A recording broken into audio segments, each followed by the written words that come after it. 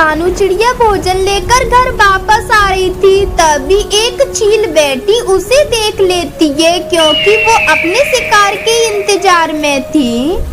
अरे वाह, ये चिड़िया तो मेरी तरफ ही आ रही है। चलो आज के भोजन का इंतजाम तो हो गया, अब शाम का बाद में देख लूंगी।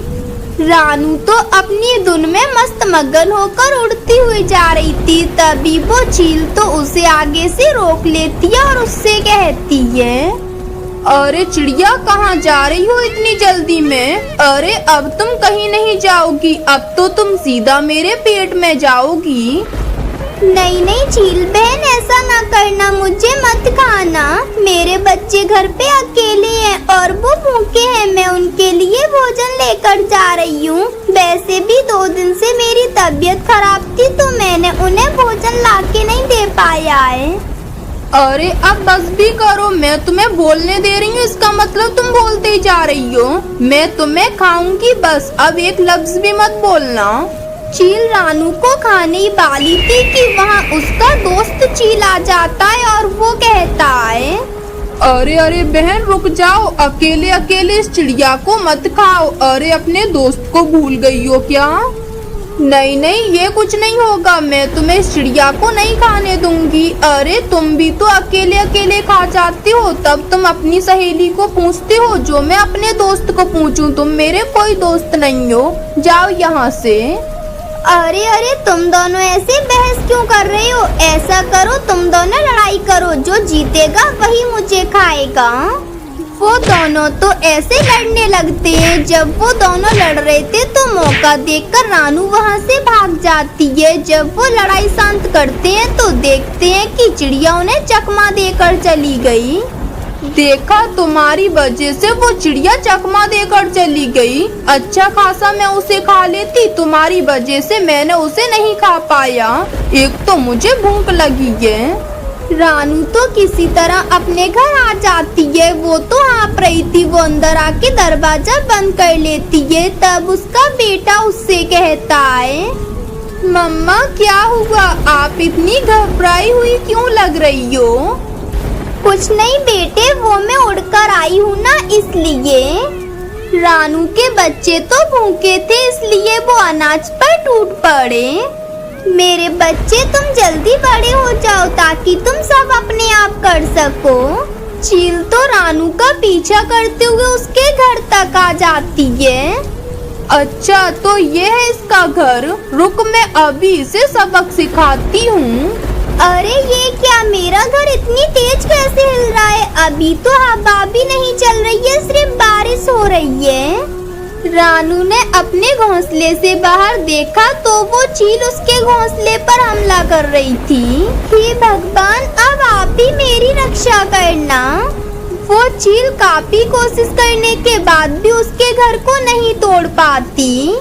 अरे ये क्या, इसने तो अपना घोंसला बहुत मजबूत बनाया है, ये तो टूट ही रहा। पर कोई नहीं, इस बार मैं तुझे छोड़ देती हूँ, अगली बार नहीं छोड़ूंगी और साथ में तेरे बच्चों को भी खाऊंगी। वो चील तो ये कहकर चली जाती है। रानू तो बहुत ज्यादा डरी हुई थी। तब वो कहती है, मैं अगर अकेली होती तो कहीं दूर जाके छिप जाती, लेकिन छोटे छोटे बच्चे हैं, इन्हें लेकर कहाँ जाऊं?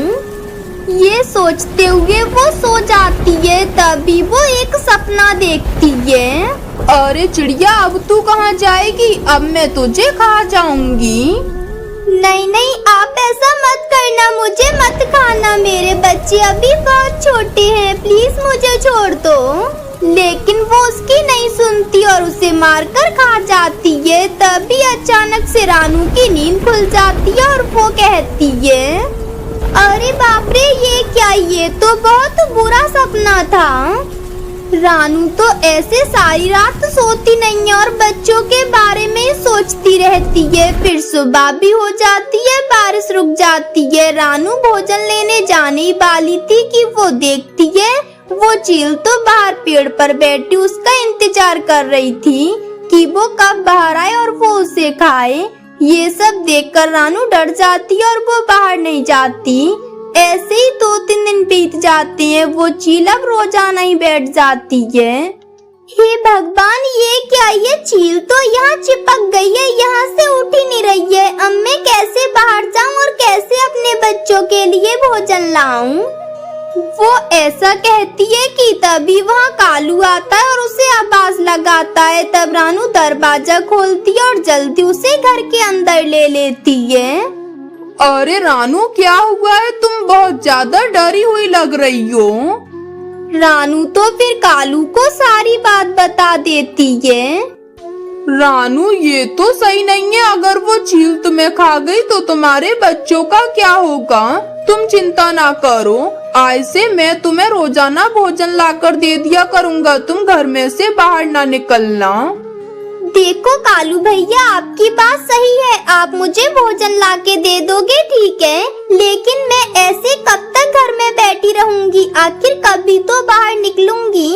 और वैसे भी मैं ऐसे घर में छिपकर बैठने वाली चिड़िया नहीं हूँ। मैं उस चील का मुकाबला करने की सोच रही हूँ। मेरे दिमाग में एक आइडिया है, मैं तुम्हें बताती हूँ। हाँ, तो फिर जल्दी बताओ रानू, क्या आइडिया है तुम्हारे पास? वो रानू तो फिर कालू को अपना आइडिया बता देती है। तब वो कहता है, रानू, ये आइडिया तो बहुत अच्छा है। ठीक है, फिर मैं तुम्हारी इसमें जरूर मदद करूँगा।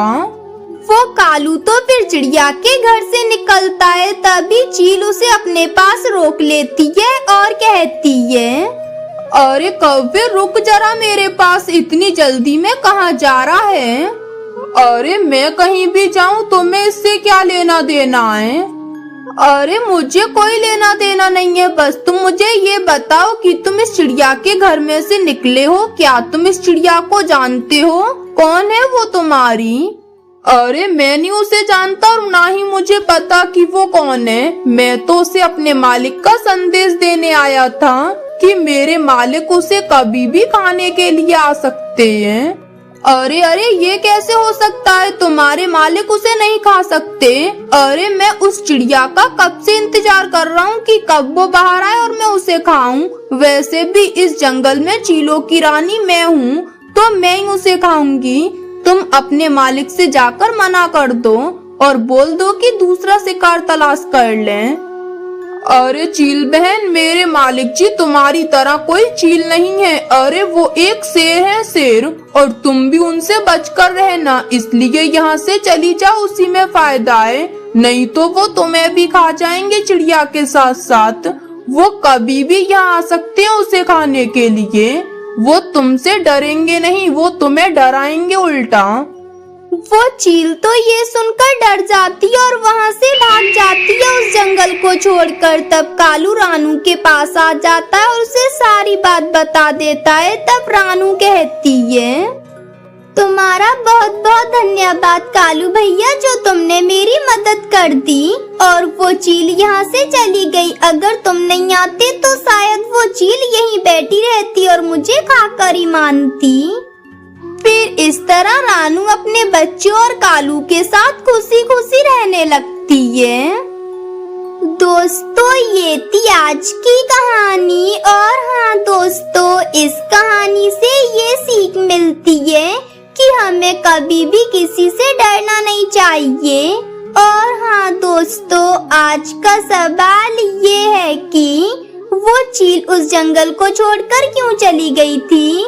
अगर आपको पता है तो कमेंट बॉक्स में लिखकर जरूर बताएं। और अगर आप हमारे चैनल पे नए हो तो चैनल को कर दो सब्सक्राइब और हमारी वीडियो को कर दो लाइक।